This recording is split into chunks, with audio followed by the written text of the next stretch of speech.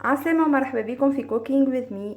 اليوم عملنا وصفة الشوربة المفورة بالفول. توا وقت الفول. وصفة بنينة برشا وخفيفة، تنجم تجي عشاء متاع الليل معها سلطة خضراء والا حتى فطور في نص النهار. شوفوا ما شاء الله، تبعوني باش تعرفوا المقادير.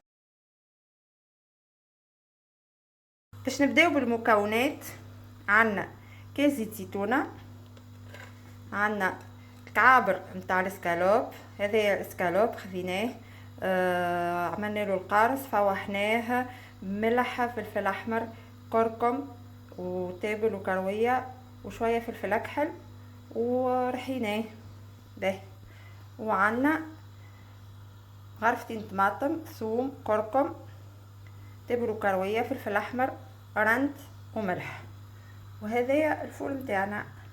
وكعبة بطاطا زيادة هذيك اختياري. اول حاجه باش نعملوها، باش نحطوا الزيت زيتونه في الطنجره، نحطوا الفلفل،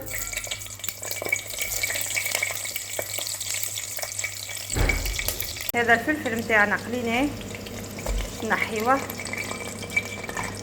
نحطوه على جنب.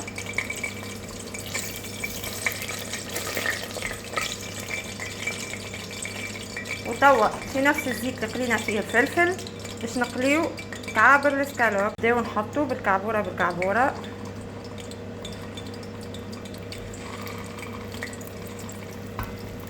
حتى نقليوهم الكل.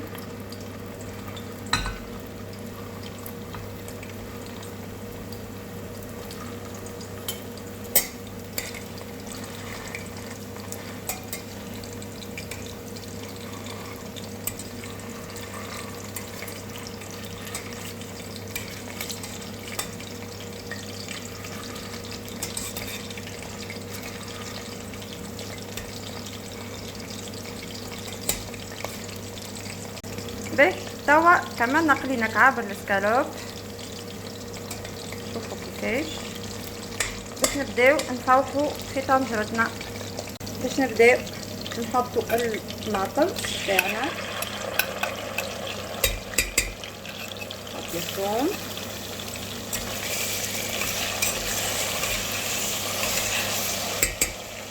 نحطوا الفلفل الاحمر، ردوا بالكم ما تخليوهوش يتحرق، تابل والكرويه، نحركوا.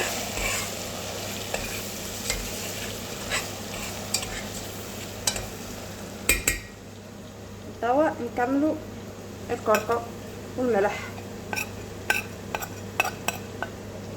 نحطوا ورقة الرنج، نمرقوها.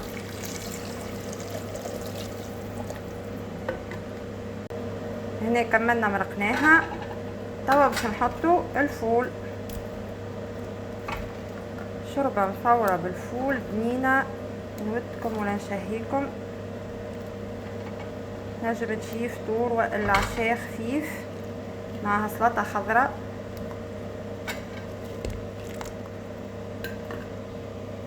هذه الصوص متاعنا كيفاش تجي، راهي ما تجيش عاقده كيما صوص المقرونه، تجي جاريه كيما صوص متاع الكسكسي. وتوا باش نوريكم كيفاش نحطوا الشوربه.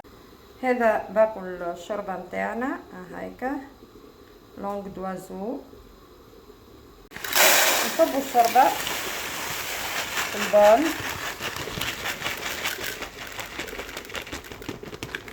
نحطوا عليها غرفه صغيره ملح، ونزيدوها شويه زيت، غرفه زيت، ونخلطوها.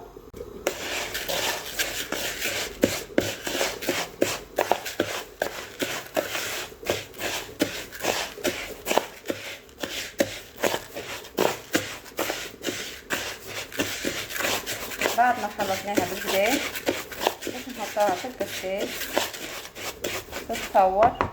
من الاول ساعه تتفور هكا شويه، حكايه 5 دقائق 10 دقائق، ومن بعد نبداو نمرقوا فيها بالصوص نتاعها. نصبوها في الكاس.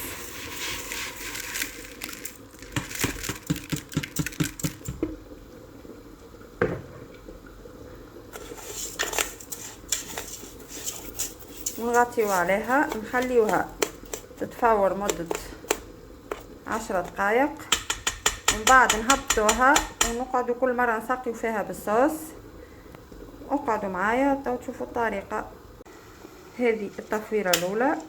توا باش نهبطها باش نسقيها بالصوص ونعاود نرجعها تتفور مرة اخرى. نقعد نسقي فيها كل مرة ونعاود نرجعها تتفور حتى للي تطيب. سقيناها بالصوص مرة ثانية، خلطوها بالكدا بكدا باش تشرب الصوص، ونعاود نحطوها تتفور مرة اخرى. وهذه الشوربه نتاعنا حضرت. شوفوا ما شاء الله كيفاش مفركه كعبه كعبه.